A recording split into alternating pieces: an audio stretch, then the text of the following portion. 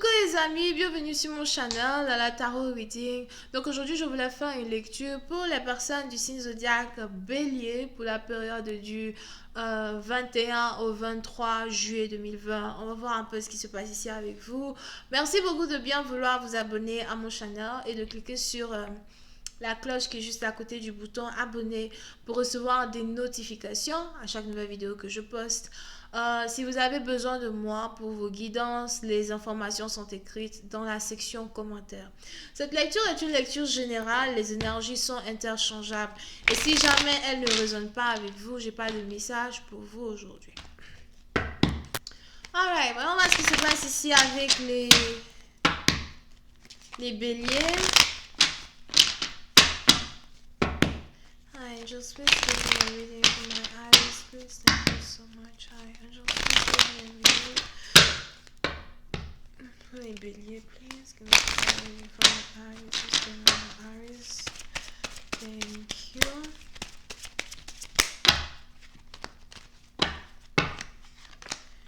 Les béliers, vous pouvez c'est dans partie dont on a ici le retour de votre flamme jumelle. On a ici quelqu'un qui a décidé de revenir vers vous. On a ici quelqu'un qui a décidé de se réconcilier, de donner une nouvelle chance à une relation. Vous pouvez ici avoir affaire à quelqu'un qui est d'une différente origine, nationalité, culture, religion que vous. Pour d'autres, c'est carrément peut-être, quelqu'un qui parle peut-être même pas le même langage que vous. Something like that. Pour une autre partie, donc, vous est aussi probable que vous êtes attiré par quelqu'un qui est très exotique, très sexy.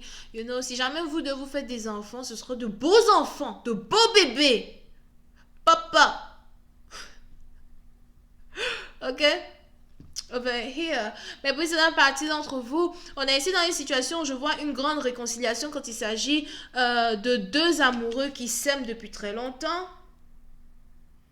Puis c'est dans partie d'entre vous, il est probable que vous et votre partenaire, ça fait 6 mois que vous ne vous êtes pas vus, ou encore ça fait 6 mois que vous ne vous êtes pas parlé. Mais il est probable que tous les deux, vous n'avez pas arrêté de penser l'un à l'autre.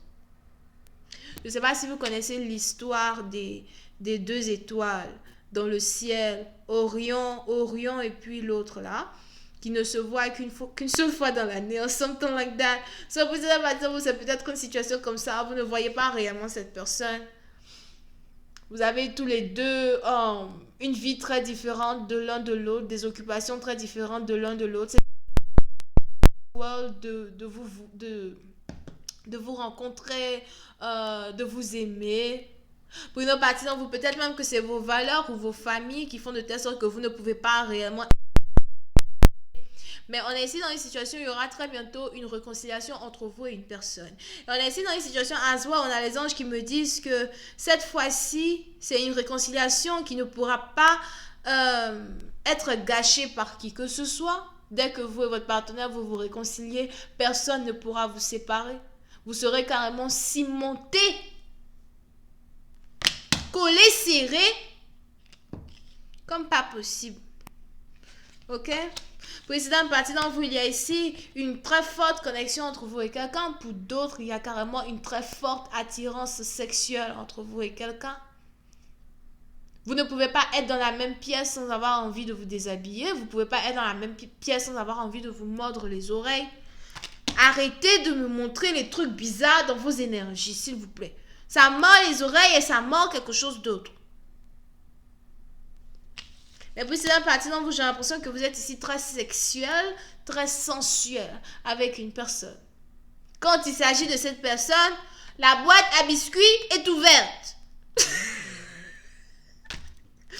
Fermez les boîtes à biscuits. Et fermez, pardonnez, essayez quand même. Encore un peu de patience. Ok?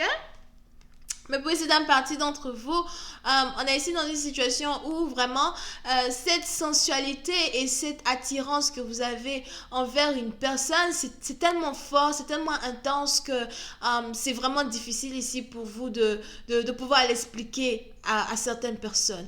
C'est à la fois toxique, c'est à la fois karmique, c'est à la fois, un peu comme... c'est quoi le film là? 50 Shades of Grey. 50 nuances de gré, je dis que. C'est chaud dans la street. On a les menottes, on a les bandanas, on a les foulards. Ok? Mais vous vous aimez tellement.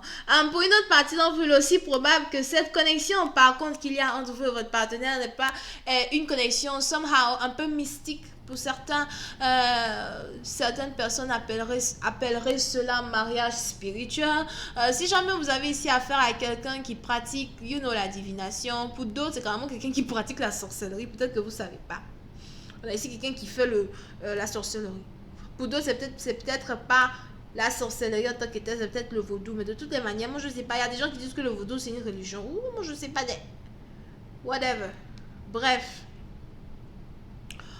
On a ici quelqu'un à Zoa qui somehow s'est marié à vous spirituellement, et pour une autre partie d'entre vous, il est aussi probable que vous et votre partenaire vous fantasmez l'un sur l'autre sans arrêt, mais vous ne savez pas parce que vous avez ici un partenaire qui est incapable de vous dire qu'il fantasme sur vous. Vous aussi, vous ne pouvez pas dire à votre partenaire que vous fantasmez sur lui. Il y a ici un certain côté d'ego, il y a ici un certain côté de comment on dit ça, il y a l'ego et puis il y a la fierté. Il faut cacher. Je ne vais pas maintenant te dire que voilà, tu me plais, tu vois. Je ne vais pas te dire tout ça. Over here. Pour une autre partie, donc, il est aussi probable qu'à chaque fois que votre partenaire fantasme sur vous, il y a ici une petite connexion télépathique là. Et ça arrive aussi chez vous là-bas. Et vous aussi, vous fantasmez sur lui. Réciproque, mais il y a la distance, on ne se parle pas. L'ego tue l'amour. Ok? Bon, on est ici dans une situation, on a les anges qui me disent que si jamais il y avait un jeu de manipulation entre vous et votre partenaire, une énergie qui vous empêchait réellement d'explorer cet amour pur là qui peut exister entre vous.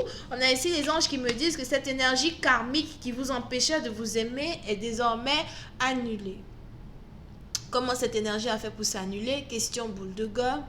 Il est probable que c'est les anges eux-mêmes qui ont décidé d'intervenir pour ôter de votre connexion toute toxicité qu'il y avait entre vous, afin de voir réellement le résultat de ce qu'une réconciliation peut apporter.